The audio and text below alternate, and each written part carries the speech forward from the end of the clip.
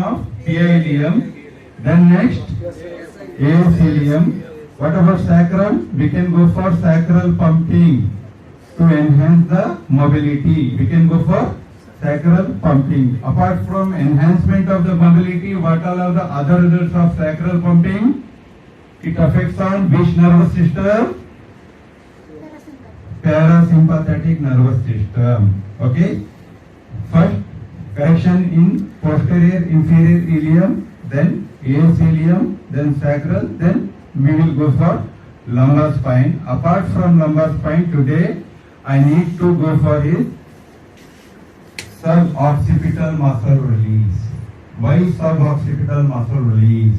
It has got attachment with the occipit bone and insertion into the dura. Insertion into the dura. If we release this, as if we are releasing whole of the spine. If we release this along with this, hope he will feel better. Okay.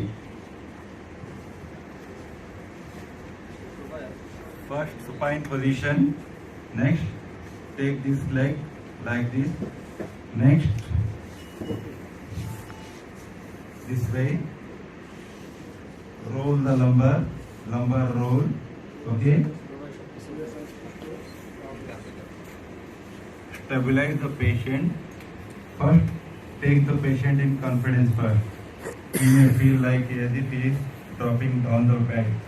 Okay. Are you okay now? For next, what we need to do, please, everybody. Contact point.